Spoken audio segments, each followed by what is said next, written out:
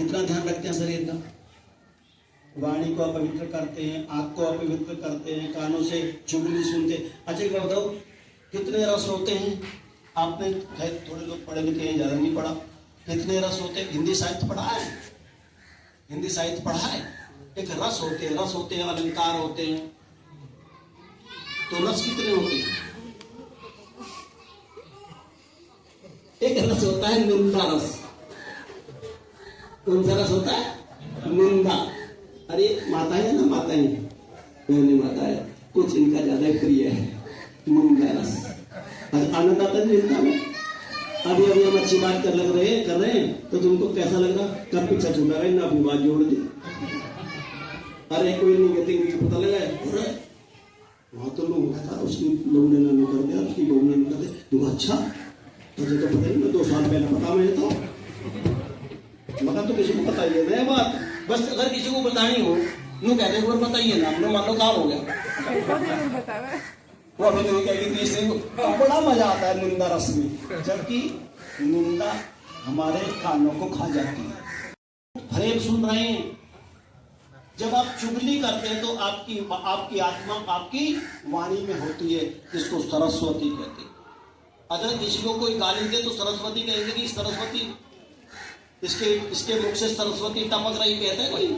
जब गाली देते लड़ते हैं, और जब प्यार से बोलते हैं क्या मीठा बोलता है भाई। देखो भगवान ने आशीर्वाद दे दिया, महाराज पानी पी लो आप, आए तो दे दिया, आंखें सुधर गई। 2 दिन से तो कुछ है लेकिन तो हम ये विचार करें, जब हमें कोई सुने, मैं आपसे निवेदन करता हूँ, एक बार कहता हूँ बस बहन हो गया है, कोई बात नहीं और बात करो। एक बार कहता हूँ जिंदगी भर तो तुम्हारे सामने किसी की निंदा करने के लिए आ जाए और 10 बार करवट लेकर के सोचेगी कि यार मुझे ऐसा नहीं कहना चाहिए था। ठीक है जी, किसी की चुगली मत करो, अपना देखो क्या हो रहा।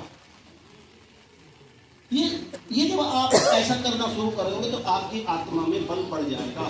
ये साधन को नष्ट मत करो, संयम से रहो, और संयम और नियम से जब रहेंगे हम तो हमारे जीवन में दिव्यता आ जाएगी। तो संसार के कल्याण के लिए हम आए थे और हमारा संसार में कल्याण होता है। तो हम ये यज्ञ करते हैं। यज्ञ क्यों करते हैं? यज्ञ इसलिए करते हैं कि प्रकृति का बैलेंस बना रहे।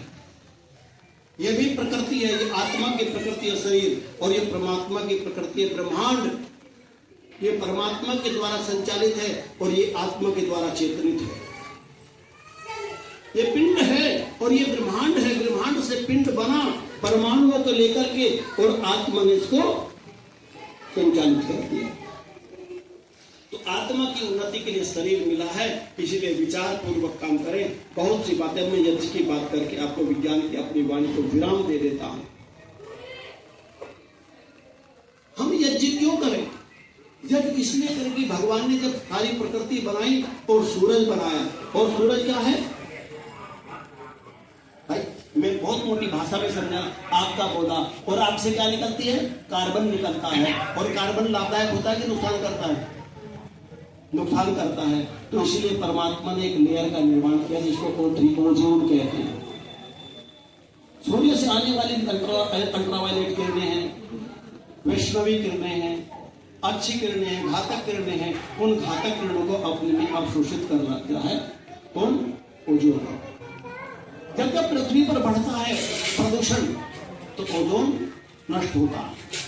इसीलिए हर प्रकृति को, हम प्रकृति में आए हैं तो प्रकृति का उपयोग करेंगे बच्चे, और प्रकृति का उपभोग करेंगे। जब उपयोग का उपभोग करेंगे तो उसके अंदर परिवर्तन होगा। कोयला जलेगा तो धुआं होगा, नहीं जलेगा तो उन्नति नहीं होगी। कोयला जलेगा, पेट्रोल जलेगा, दूसरी चीजें जलेंगी तो धुआं होगा और ओजोन कमजोर होगा। इसीलिए कहा प्रकृति में आए तो इससे तो लेना पड़ेगा, लेकिन लेकर के देवी तो दो। उसने कहा तुम प्रकृति यज्ञ कर लो, तो ये एंटीबायोटिक है, बढ़िया नहीं होगा। पूर्णाहुति के बाद निकला कार्बन की व्यवस्था किसने सोख ली? चारों तरफ पानी। दोलन की गति क्या है? दोलन की गति और तरंग की गति। जब आपने सुहा किया तो तरंग बनी, पानी के साथ गई और अग्नि से जो कार्बन निकला था उसको अब्जॉर्ब कर लिया, अवशोषित कर लिया और वायुमंडल में चली गई। फिर मैं इसी काल में समय मिलेगा तो उस विषय को आगे बढ़ाऊंगा, क्योंकि बारिश है या चाहे बंद हो जाए उसके बाद में, लेकिन मन वहीं रहेगा। तो मैं बहुत बधाई देता हूँ अपने इस परिवार को। परमपिता परमात्मा आपके भावी जीवन में इस प्रकार की क्रियाएं होती रहें। तो मैं तो गाँव समाज से निवेदन करता हूँ, एक सामूहिक रूप से आप लोग इकट्ठा होकर के कहीं भी इकट्ठा होकर के एक बड़ा याद करें गांव में, गांव की वृद्धि के लिए, सुख के लिए, शांति के लिए जिसके हिस्से में श्रेष्ठ कर्म आते हैं वो व्यक्ति बड़ा सौभाग्यशाली है। और किसी को तो आगे चलना ही पड़ता है।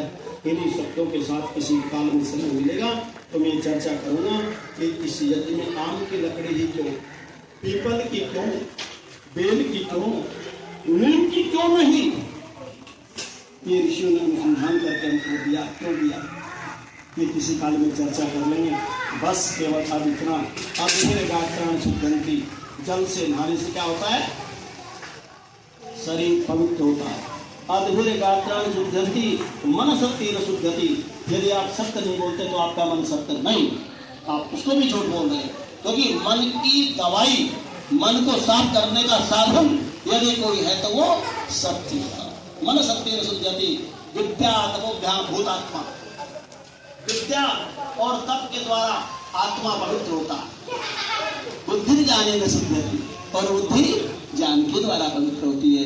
ये अपने डिक्शनरी में, अपने किसी डायरी में लिख दो और उसी प्रकार से कार्य करना प्रारंभ कर दो। आप सोचो कि गंगा का नाम लेने से मैं पवित्र हो जाऊंगा और गंगा में स्नान करने से मुझे मोक्ष हो जाएगा। ये पूरा का पूरा एक बहुत बड़ा षड्यंत्र है। वो गंगा कौन सी है जिससे स्नान करते हैं? वो रीढ़ में बहने वाली सुषुम्ना नाम की गंगा है। पीड़ा पिंगला सुषुम्ना, जब इस सुषुम्ना में आत्मा स्नान करता है तब वो उसका द्वार खुलता है। बाहर की गंगा में स्नान करने से गर्मी की, शरीर की गर्मी शांत होती है। आत्मा का कोई संबंध नहीं है। यदि आत्मा का संबंध होता तो सारे मगरमच्छ और मछली तुमसे पहले मोक्ष प्राप्त कर गए होते, तो सारे जीवन सुन रहते। इन्हीं शब्दों के साथ मैं निवेदन करता हूँ। आप सभी का धन्यवाद।